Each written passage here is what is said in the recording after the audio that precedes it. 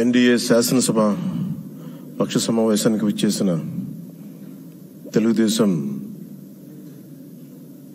ఎమ్మెల్యేలకి, జనసేన ఎమ్మెల్యేలకి, భారతీయ జనతా పార్టీ ఎమ్మెల్యేలకి మనస్ఫూర్తిగా మీ అందరికీ నా హృదయపూర్వక నమస్కారాలు. మీ అందరికీ నా హృదయపూర్వక స్వాగతం తెలియజేసుకుంటున్నాను. వేదిక పైన తెలుగుదేశం రాష్ట్ర అధ్యక్షులు, మన తెలుగుదేశం పార్టీ రాష్ట్ర అధ్యక్షులు శ్రీ అచ్చెన్నాయుడు గారికి, భారతీయ జనతా పార్టీ అధ్యక్షురాలు శ్రీమతి దగ్గుపాటి పురంధేశ్వరి గారికి నా హృదయపూర్వక నమస్కారాలు. తాడేపల్లిగూడెం సభలో నేను చెప్పినట్టుగా ఒక దార్శనికులు, 4 దశాబ్దాల సుదీర్ఘ అనుభవం, ఎన్నో ఒడిదుడుకులను ఎదుర్కొన్న తెలుగుదేశం జాతీయ పార్టీ అధ్యక్షులు శ్రీ నారా చంద్రబాబు నాయుడు గారికి నా హృదయపూర్వక నమస్కారం.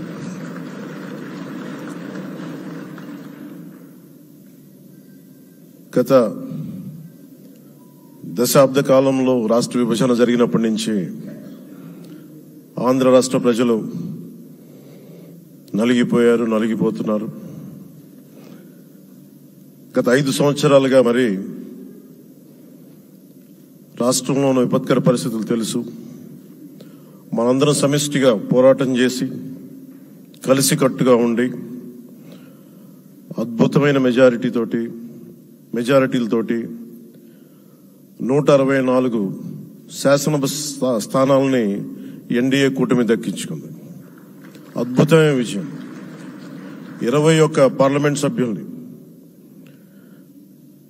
మన సెంట్రల్ హాల్లో కూడా మాట్లాడుతూ ఉంటే అందరికీ ఆంధ్రప్రదేశ్ విజయం, తెలుగుదేశం, జనసేన, భారతీయ జనతా పార్టీతో కూడిన ఎన్డీఏ కూటమి విజయం దేశం మొత్తం చాలా ఒక స్ఫూర్తినిచ్చింది.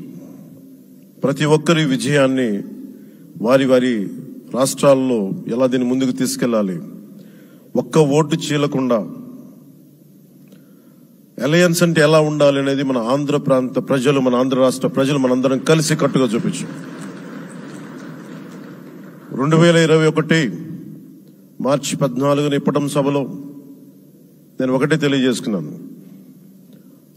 ఆ ప్రభుత్వ వ్యతిరేక ఓటుని చీలనివ్వను.